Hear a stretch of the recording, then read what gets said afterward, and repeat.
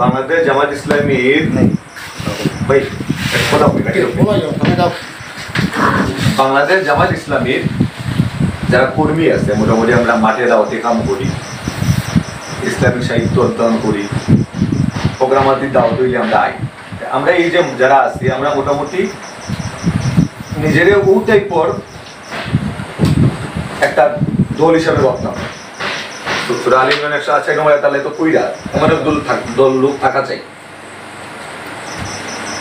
তো এখন দল হইয়া যখন আমরা যখন দলের মাঝে আইলাম, তখন আমরা নৈতিক কিছু নিয়ম যেটা আছে, যেমন আমরা নিজেদের পরিবর্তন করতে।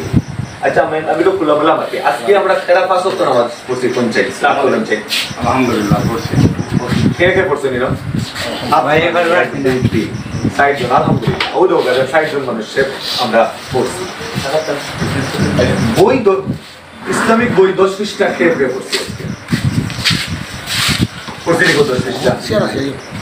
এখন দেখো কতটা, যেমন আমরা যে বালা কর্মী হিসাবে তৈরি হইতে গেলে এটা করতে হইব ইসলামিক সাহিত্য অধ্যয়ন করতে হবে, এটা খুবই জরুরি।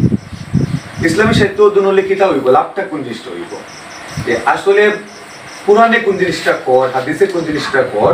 বড় বড় স্কলার হলে যেমন বাংলাদেশের আমরা রহমতুল্লাহ যারা আছে, ড্রাইভার যারা আছে, তারা কিছু বই লেখছে কিন্তু বাঙ্গি বাঙ্গি বাঙ্গি। আমরা তো একটা কোরআন তো আস্তে জীবন স্টাডি করলো, আমরা মূল জিনিস বার করে আমরা কষ্ট করি। ও বইগুলা যখন আমরা পড়বো, তখন আমরা কিতালে সংগঠন করলাম আসলে কোরআনে আমরা কাছে কোন জিনিসটা চাই, হাদিসে কোন জিনিসটা চাই, এটাও তো আমরা জানতে পারবো।